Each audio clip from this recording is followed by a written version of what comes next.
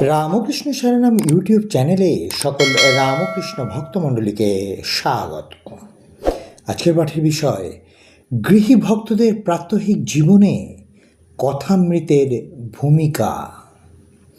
ওং স্থাপকায় চ ধর্মশ্চ সর্বধর্মস্বরূপিণে অবতার বরিষ্ঠায় রামকৃষ্ণায় তে নমঃ। যে কোনোভাবেই ভগবানকে ডাকা চলে, তা সংসারে থেকেই হোক অথবা সন্ন্যাস নিয়েই হোক। সন্ন্যাস কাকে বলে? সন্ন্যাস তো মনে, একদম মনের ব্যাপার। ত্যাগ মনের ব্যাপার। মনে মনে ত্যাগ, বাইরের ত্যাগ ত্যাগ নয়। ত্যাগ হচ্ছে মনের। আমি সব ত্যাগ করেছি, আমার সব দিয়ে দিয়েছি।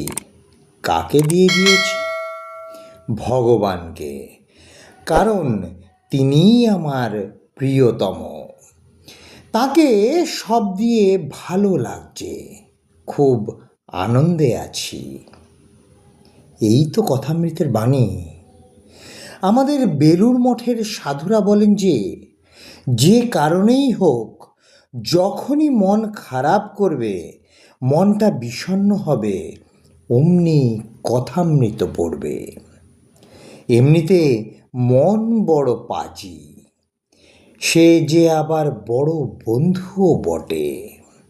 কত ভালোবাসা দেয়, কত আশ্বাস দেয়, কত শান্তি দেয়, প্রেম প্রীতি দেয়। তাই মনের দোষ দেখতে নেই। তবে মন মাঝে মাঝেই বিগড়ে যায়, আয়ত্তের বাইরে চলে যায়। তখন বিশেষ করে মন দিয়ে কথামৃত পড়তে হয়। আমি মহাপুরুষ মহারাজের একটি চিঠির কথা বলছি। বাহ্য অনুষ্ঠান বা রিচুয়াল নিয়ে অত ঢং ভাং তিনি পছন্দ করতেন না। স্বামীজিও বলতেন, উত্তরাখণ্ডে দেখি সাধুরা সকালবেলা উঠে ঘটি নিয়ে বেরোলো, তারপর গঙ্গার ঘাটে গিয়ে ঘটি মাজছে তো মাজছেই, মাজা আর শেষ হয় না। তারপর গঙ্গাজল নিয়ে গিয়ে জপ করবে, ধ্যান করবে। কিন্তু জপ ধ্যানের সময় কোথায়?